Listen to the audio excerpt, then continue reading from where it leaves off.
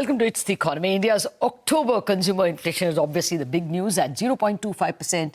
It has raised hopes for a rate cut from Reserve Bank in their upcoming December 5th policy. Very low inflation also means very low deflators for the GDP. And this is likely to give us a 7 to 7.5% real GDP growth for the second quarter. The data will come on November 28. So will the Reserve Bank not cut? Again, the nominal GDP, that is GDP without adjusting for price rise, is likely to remain at a tepid 8 to 8.5. I'm saying tepid because the budget is assuming 10.5 actually. So should this worry us that nominal GDP is low? Separately, on capex, a recent S&P Global report points out that globally, especially in the US, investment has picked up very strongly due to investments in AI and data centers. There are signs of that in India too. For a 360-degree perspective on growth, inflation, capex, I'm joined by Paul Grunwald, the global economist from S&P Global, and DK Joshi, the India economist from CRISIL Ratings. As you all know, S&P and CRISIL are jointly representing ratings in India. Paul and DK, thank you very much indeed for joining us. Well, DK, given the circumstances, I'm going to start with you. This ultra-low inflation number, what does that mean in terms of Reserve Bank action? 1, 2 rate cuts, when? Well, I think, first of all, inflation has continued to surprise on the lower side. And I think the central bank had to keep revising the inflation forecast down. There could be further revision on that front. So there is a lot of comfort on the inflation front. And even though the core inflation is at 4.3%, if you strip it off the precious metals, then I think it comes to around 2.6%. So clearly, I think there is very little pressure on inflation, whether it is from the food side, which is driving inflation down, or it is from the fuel side, where the Brent is trading lower, and or it is from the core side. So clearly, the landscape is allows you to cut rates. Now the issue is what happens to growth. I mean, so growth is pretty strong right now in real terms. And so that is why the central bank has been holding off. And actually, in effect, I think they also have the CRR cuts, which are continuing. So there is some kind of easing anyway going on, I think, from the liquidity side. So I think in this environment, I think the ample scope for RBI to cut rates, whether they cut or not, I think going by the last two policies, I'll hold my horses. Okay, yeah, it could go any which way. But DK, would you worry that nominal GDP is very low? Our real GDP looks good because the deflator is low. Is there a growth worry at all? Well, I think the too low inflation is also, I think, not such a great thing, because what that means is your tax collections will become tepid. And we already seen that tax collections are trailing the target. So I think that is something to be watch out for. That also means that corporate profits, I think the growth is not going to be, even in the top line, is not going to be that great. So I think the too low inflation also has its flip side. So that is why we are targeting around 4%, which is kind of the right kind of inflation for India. So I think and also it will make some of the indicators look not so good, like the fiscal indicators, because the base for that has come down. So the deficit, etc., will look a little worse off, I think, than what was given in the budget. Let's get the outside view. Paul, good morning. Thank you very much for joining us. What is the outside view? Are economists, I mean, people like you, worried that India's nominal GDP is falling and that's a cause for worry? What's your view of the India growth story? Yeah, well, as someone who sits in New York, I think the view on India is it continues to be the strongest performer amongst the major emerging markets. Real growth about 6.5%, maybe with some upside risk, as you mentioned. We haven't focused too much on nominal GDP growth, but I would echo DK's comments. I think the concern there would be on fiscal revenue. But I think the overall perception of India right now, the outside view, as you say, is still, I would say, very much positive on balance. Okay. What about the currency, Paul?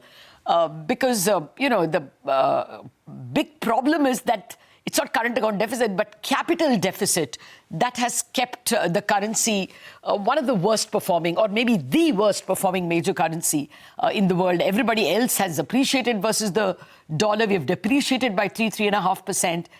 is that a cause for worry?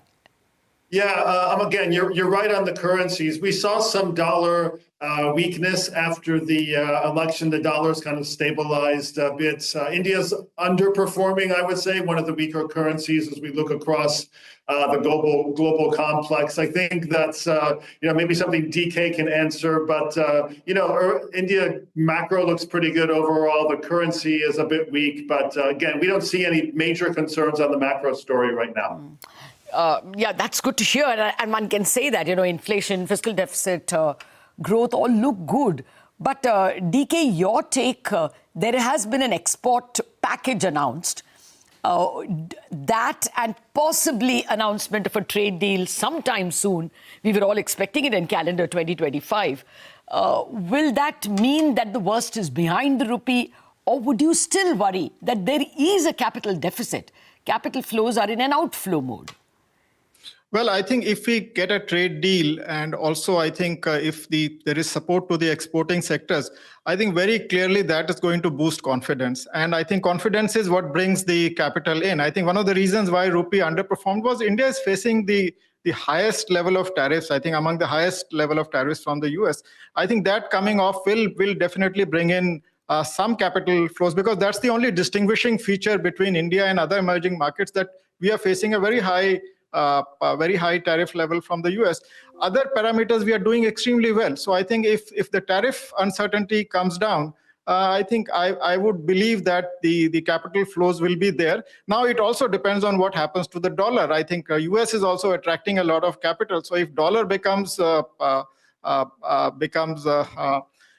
stronger, then I think that will exert a depreciating pressure on the rupee. So on balance, I would say that rupee will be volatile in this volatile global environment, but I don't see a massive depreciation. Actually, our forecast is that it could be at 88 by March 2026.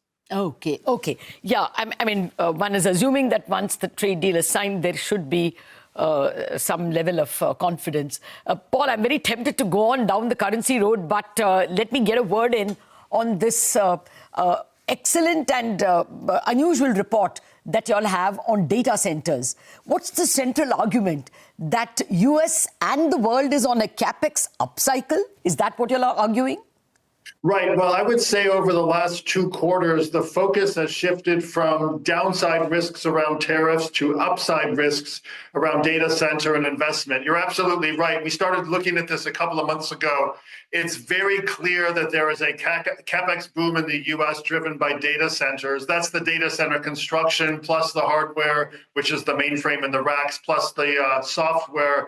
This is contributing to 80% of domestic demand growth. So just think about that for a moment. The US macro story looks a little bit brighter now, but everything outside of data center investment is pretty flat, and the labor market, maybe one sector is adding employment. So this is a real nice fill-up to the US growth story. We're going to focus in the next couple of years on whether these data center investments will pay off in terms of earnings for the hyperscalers. But for the next year or two, we think we've got a big capex boom going to be supporting growth, mainly in the US, but also some spillovers to Asia and Europe for those who are exporting into that data center boom.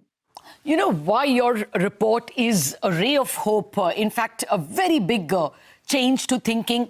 Until very recently, global economists who came on the channel were worried about global investment because of the uncertainty of the tariff terrain. Where do you invest what when you don't know how it will be priced? You think now we should be worrying more? I mean, we should be thinking about global growth being positive rather than negative at all. If that is the case, then that is another leg up for India growth. Yeah, well, this is definitely a tailwind to growth, and we would add easier financial conditions and lower oil prices, which our previous segment talked about.